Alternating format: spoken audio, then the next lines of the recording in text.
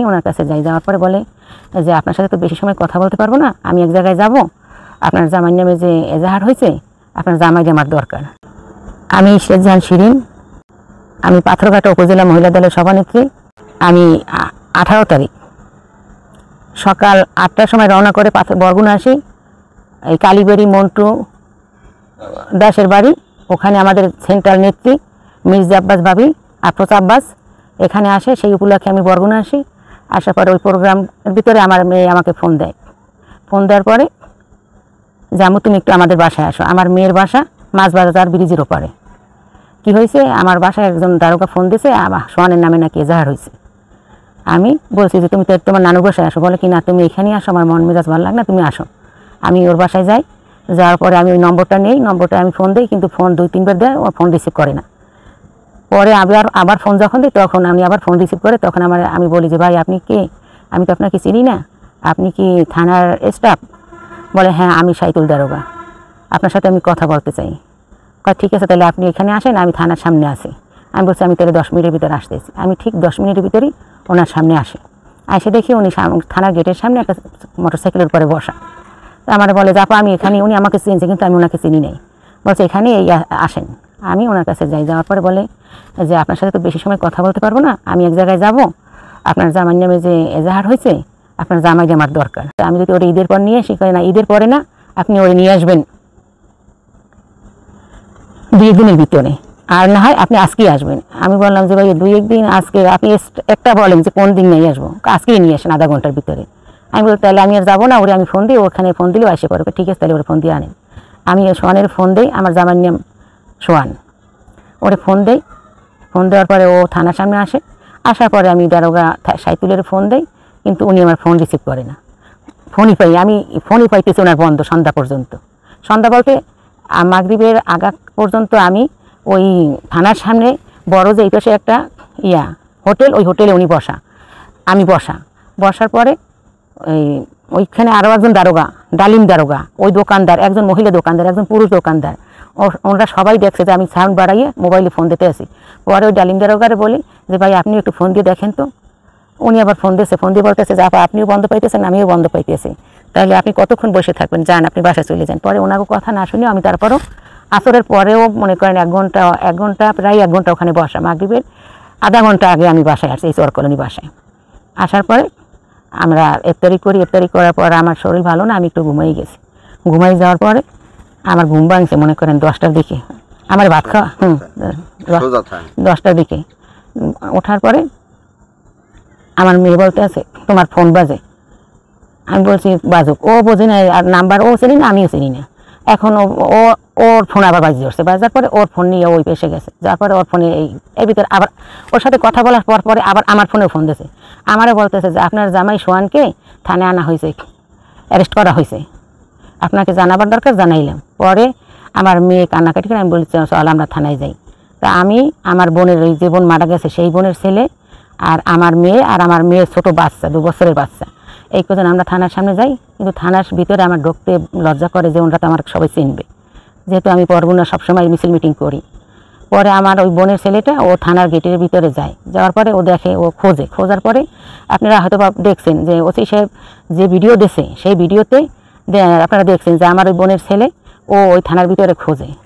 এক পর্যায়ে ও হাতে ইশারা দেয় যে থানার ভিতরেই আছে, আসো। আমি ওই গাড়িতে বসা অবস্থায় আমার মেয়ে গাড়ি দিয়ে নামে দৌড় দিয়ে ও থানার ভিতরে ঢোকে। তখন ওরা মেন গেটই আটকাই ফেলায় যে না, ভিতরে যাইতে দেওয়া যাবে না। এর ভিতরে ওরে মনে করেন টানতে টানতে গারদের ভিতরে ঢোকানো হয়ে গেছে। আমার মেয়ের কথা, আমি পিছনে এর ভিতরে আমি ওর কাছে দৌড়ে যাওয়ার সাথে সাথে দেখি যে ওরে গারদে ভরা হয়ে গেছে। তা আমি পিছন দিয়ে বলি সাইতুল দারোগার, দেখি আমার একটু সাহস হয়েছে। এছাড়া তো আমি কাউকে চিনি না। সাইতুল দারোগার বললাম ভাই এগুলো আটকাইন না, আমার ওর সাথে একটু কথা বলতে দেন। আমি এরকম হাতটা জাগাইছি। এর ভিতরে আমার 4-5 পুলিশ, একজন মহিলা পুলিশ আছে, আপনারা হয়তো বা ফলো করছেন, গোলাপি ওড়না পরা, সিভিল পোশাক, ওই মহিলা পুলিশ, আরও একজন মহিলা পুলিশ, এই 2 জন, আর ওই যে মাসুম দারোগা, আর 2 জন পোশাক পরা সিভিল পোশাক, ওই মাসুম সিভিল পোশাকে ছিল, সাইতুলও সিভিল পোশাকে ছিল, আর 2-3 জন পোশাক পরা, ওনার নাম আমি জানি না। আর অথবা বরগুনা থানার কাউকেই আমি চিনি না, অতি সাহেবকেও আমি চিনি না। এরা আমার এমনভাবে ব্যারিকেড দিয়েছে, আমি ভিতরে যাব, আমার মেয়েও ভিতরে যাইতে পারতেছে না। আমরা সবাই দাঁড়াই গেছি। এখন ওরা 5 জনে বলে আর আমি বলি, তাতে মনে হয়েছে যে আমরা ঝগড়া করি। এখন একা বলা আর 5 জনের বলার ভিতরে পার্থক্যটা একটু ভিন্নই থাকে।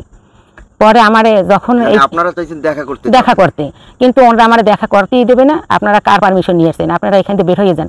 তখন আমি বললাম যে ভাই আপনারা আমাকে চেনেন না, কিন্তু আমি এলাকার মেয়ে, আমার বাবার বাসা চর কলোনি। তখন আপনি আপনার রাজনৈতিক পরিচয় দিয়েছেন, স্বাভাবিক। হ্যাঁ, তখন আমি বলছি আমি এই এলাকার মেয়ে, আমার বাবার বাসা চর কলোনি। আমার আরও একটা পরিচয় আছে, আমি বাংলাদেশ জাতীয়তাবাদী মহিলা দলের পাথরঘাটা উপজেলার। আমার নিজের পরিচয়টা আমি দিচ্ছি যে আমি পাথরঘাটা উপজেলা মহিলা দলের সভাপতি, বরগুনা জেলা মহিলা দলের সহসভাপতি। এই কথা বলার চেষ্টা করবে, কিন্তু তারা এই কথা বলা শোনার সাথে সাথে ওই মাসুম যে দারোগা উনি আমারে বলতেছে যে মহিলা পুলিশ, ওই যে গোলাপ পূর্ণা করা মহিলা, ওই মহিলারে বলে যে তোমরা এদিকে আসো তো। ওই মহিলা এরা ওনারা ধাক্কা দিয়ে বের করে দেন, ধাক্কা দিয়ে বের করে দাও। উনি কার পারমিশন নিয়ে থানার ভিতরে ঢুকছে। তখন আমি বলছি ভাই সাবধানে কথা বলেন, কি বলা শুরু করছেন, আমি মহিলা মানুষ। কিন্তু তারা আমার এই কথাটারে মনে করছে যে আমি আসলে কি না, এটা আমি নিজেও বুঝি নাই যে ওনারা যে ব্যবহারগুলো করছে আমি হতবাক হয়ে গেছি, যে আসলে আমি লজ্জাও পাইতেছি, খারাপও লাগতে আছে যে এটাও কি কোনো মানুষের আচরণ। এর ভিতরে ওসি সাহেব আসে, সময় মাত্র 2-3 মিনিট হয় নাই, এর ভিতরে সব ঘটনা শেষ। ওখানে 2 মিনিট মনে হয় হয়েছে, আপনারা দেখবেন ওনাদের ভিডিও ফুটেজ যে ওখানে কতটুকু সময়। এরপরে ওসি সাহেব এসে বল এই মহিলা দিকে আসেন, আমি অনেক কথা শুনছি, আপনি আমার সাথে কথা বলেন, আসেন। আমি ওনার মুখের দিকে তাকাই, আমি আসলে চিনতে পারিনি যে উনি ওসি। ওনার সাথে আমি ওই পেশের রুমে গেছি, যাওয়ার পর আমার বলতেছে আপনি চেনেন আমাকে, আমি এই সদর থানার ওসি, আমি আপনাকে কাস্টডি দিয়ে দেবো, গারদে এখনই দেবো আপনাকে। এর ভিতরে আমার দলীয় লোকজন, নেতাকর্মীরা অনেকেই আসে, কিন্তু তাদের সাথে বলে যে আপনাদের সাথে কথা বলার কোনো আমার ইচ্ছে নাই, আপনারা যান, আপনাদের সাথে কথা শেষ। আমার মহিলা দলের নেত্রী ভারপ্রাপ্ত সভাপতি আসমা আপাকে বলছে এই বেয়াদব মহিলাকেও আমি সেদিন 1 ঘন্টা বসাই রাখছি।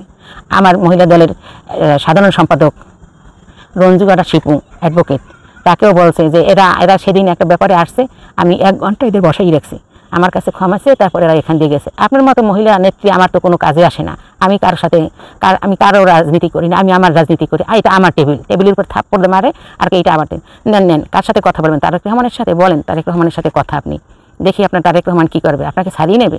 কোনো নেতার কথা শুনি না। আমি ভাই আপনি এভাবে বললেন না, আপনি প্রয়োজন বোধে নজরুল মোল্লা আছে বরগুনা জেলার, আপনি তারে ফোন দেন। এই বাজে মহিলা কথা কম ভালো মতো বলেন, আমার তাকে ফোন দিতে হবে কেন রাস্তার মহিলা নটি। তখন আমি ওই একটা কথার জবাব দিচ্ছি যে ভাই আপনি কি বললেন, আমি নটি। আপনি বরগুনা যারা আছে পাথরঘাটা আপনার ডিপার্টমেন্টের যে ওসি সাহেব আছেন, আপনি প্রথমে তার কাছে জিজ্ঞেস করেন যে আমি নটি নাকি। যদি উনি বলে যে হ্যাঁ এই মহিলা খারাপ, তাহলে আপনার আইনে যা আছে আপনি সেইটা করেন, তারপরে আপনি আমাকে এত ছোটো করেন না। তখন ওইটা আমার বলে যে এখনই গারদে পাঠিয়ে দেবো, এই আপনারা আসেন তো ওনারা গারদে নিয়ে যান। এখন এর ভিতরে মনে করেন 5-6 জন পুলিশ, মহিলা 3 জন পুলিশ আছে, আমি এই রকমের চেহারের হাতল ধরে বসে রয়েছি, আর আমার 2 পিস দিয়ে তারা টানছে, এমনভাবে টানাটানি করে যে আমি মনে হয় চালের বস্তা কিনবে, কোনো কিছু মানুষ না, সেই রকমের তারা আমার টানাটানি করছে। পরে এক পর্যায়ে আমি ওই ফ্লোরের দিকে এরকমের চেহারা নিয়ে বুট হয়ে পড়ে যাওয়ার অবস্থা। এর ভিতরে ওই যে মতিন অ্যাডভোকেট মতিন সে আসে ঢোকার পরে বলছে ভাই আমরা তার হয়ে আপনার কাছে ক্ষমা চাই, এরকম হাত জোর করছে যে আমাদের ক্ষমা করেন, আর জীবনে আপনার থানায় আসবো না। কিন্তু মতিন ভাই তো যাওয়ার পর তো জিজ্ঞেস করেছে ওনারা রাখছেন কেন, সেই বিষয়টা ওসি কি বলছে? ওসি সাহেব বলছে যে আমার ইচ্ছা ওনাকে আমি আটকাই দেবো, উনি আমার উপরে এসে থানার ভিতরে ছিনতাই করতে আসছে। তখন মতিন ভাই বলছে যে একজন মহিলা ছিনতাই করে কেমনি সদর থানার ভিতরে, সদর থানা তো অনেক দারোগা পুলিশ থাকে ভাই। তখন ওনার বলছে যান আপনার মতো নেতাদের আমার ছিনতাই আমার জামাইরই নাকি আমি ছিনতাই করতে গেছি, আমার মেয়ে আর আমি মানুষ মাত্র আমরা 2 জন। আমার জামাই কিন্তু গারদে তারা পহেলাই গারদের ভিতরে আটকে ফেলাইছে তালা মারা। কিন্তু আমার ওসি সাহেব তার রুমে বসে বলতে আছে যে উনি ওই আসামি ছিনতাই করতে আসছে, এই জন্য ওনারা আমি অ্যারেস্ট করছি, এখন ওনারা আমি গারদে দেবো। আমার জামাইর বাসা হয়েছে মাছ বাজারের ব্রিজের ওই পারে, আর আমার সদর থানা হয়েছে তো সদর থানা 1-1.5 কিলো। তাহলে আপনি বলেন না যে আমি জামাইর নিয়ে যাবো কই? না আমি ওনার ভাষা ওনার আচরণ দেখে আমি আসলে অনেক কথারই জবাব দিতে পারিনি, আমি নিজে লজ্জিত। কিন্তু উনি আমাকে এত ব্যবহার খারাপ কথা বলছে যে কথাগুলো আসলে আমি অনেক কথাই বলি না, কারণ ভাই সব যাবে, মান সম্মান তো পাওয়া যাবে না। গতকাল রাতে আমরা আমাদের বরগুনা থানার একটি প্রতারণা মামলার একজন আসামির নাম হলো মোহাম্মদ সোহান, তাকে আমরা গ্রেপ্তার করে থানায় নিয়ে আসি। 10:30টার দিকে থানায় নিয়ে এসে তাকে আমরা তল্লাশির জন্য আমাদের নারী শিশু হেল্প ডেস্কের মধ্যে রাখার সাথে সাথেই দুজন মহিলা এসে থানার মধ্যে জোর করে প্রবেশ করার চেষ্টা করে এবং একজন তাকে পাথরঘাটা উপজেলা মহিলা দলের সভানেত্রী পরিচয় দেয় এবং তার নাম হচ্ছে ইসরাত জাহান শিরিন। সে পুলিশের সাথে বন্ধুত্বপূর্ণ আচরণ করে এবং সে এবং তার মেয়ে উভয় পুলিশকে বল প্রয়োগ করে থানার নারী শিশু হেল্প ডেস্কের মধ্যে প্রবেশ করে এবং আসামিকে জোর জবরদস্তি করে ছিনিয়ে নেওয়ার চেষ্টা করে।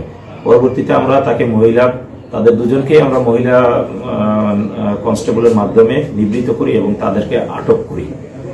তাদের বিরুদ্ধে আমরা পুলিশের কাছে বাধা দান, আসামি ছিনিয়ে নেওয়ার এবং পুলিশকে হুমকি দেওয়ার অপরাধে মামলা রুজু করেছি এবং আজকে তাদেরকে বিজ্ঞ আদালতে সোপর্দ করেছি।